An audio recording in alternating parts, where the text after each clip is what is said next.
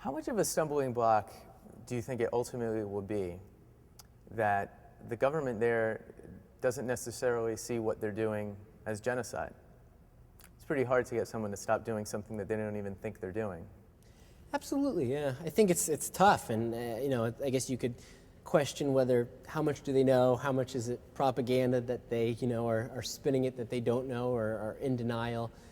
Ted Braun, the director of the film, he talks about his engagement with the government of Sudan and says, while some do take that hard line, others are very open about the fact that atrocities have been committed in Sudan. Right. Ultimately, we're kind of going beyond that and saying, whether you think it's genocide or not, we're hoping that these companies say, whatever you're doing, it's hurting our business. You need to stop. You need to accept a peace agreement. You need to accept, peacekeepers. And those two things are on the table. The problem is they're just not being implemented. Which is what happened in South Africa. The pressure ultimately built. Absolutely. But I guess the government would say, well, the rebel, it's a two-way street, even though the outside world doesn't see it that way.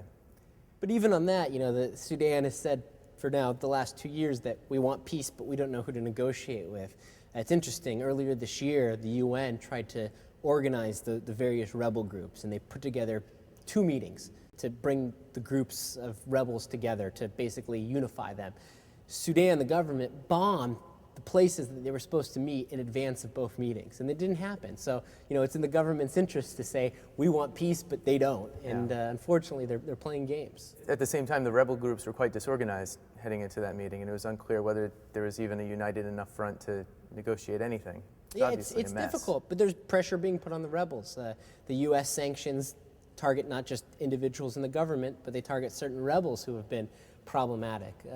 That's why we need the international community's attention. We were able to negotiate peace in southern Sudan, and really what happened was the international community came together and forced it to happen. They brought all the groups together. We sent our best negotiators to Sudan.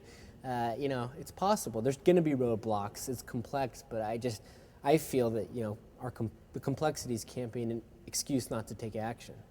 How much is the international community helping? There's somewhat of a sense that it's more of a concern in the U.S. than, say, in Europe or other places. Yeah, I think, we've gotten that sense. We just sent our first staff member to London to coordinate European campaigns. And it's not at the level of awareness that it is here in the United States. I think it's getting there, but kind of the political motivation is not like it is here. For example, U.S. sanctions, let's talk about, you're targeting, a dollar transaction in Sudan with be it asset freezes.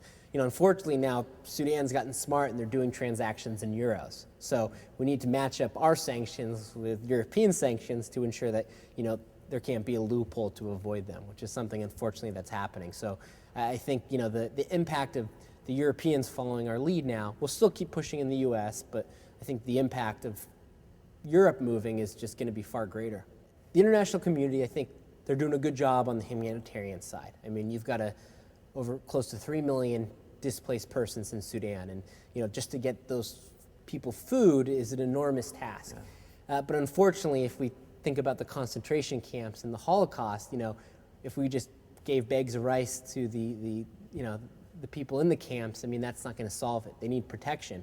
They need to return home. And where the international community has failed is negotiating a peace agreement and putting peacekeepers on the ground in Sudan. Currently, there's 7,000 African Union troops patrolling an area the size of Texas. Right, and often getting run out of town. Absolutely. Part of it, though, and my frustration with the international community, we did a screening for the film Darfur Now at the United Nations, and there was a panel of UN experts that spoke after the film. And they were basically, their response was, it's very complex. Well, first, what international conflict isn't complex? The United Nations recently passed the Security Council a doctrine called the responsibility to protect, which says if a sovereign nation can't protect its own civilians, then it's the responsibility of the international community to do so. The government of Sudan and Khartoum is the sovereign nation. It's the sovereign entity in Sudan, and it's their responsibility to protect the people of Darfur, which they've absolutely failed at. So now it's, according to the UN's doctrine, the international community's responsibility to step in, and that's where we failed. Well, what concrete step would you take? If you were president, if you were Secretary General of the UN, what could be done? I think it just needs a lot more attention. I think diplomatically, we need to send our best people over to Sudan.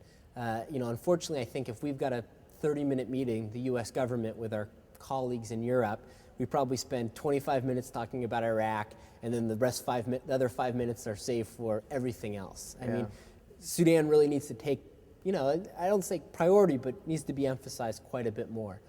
Second, we've got sanctions here in the US on Sudan. We really need to bring our European partners in on those sanctions. And we need to stop kind of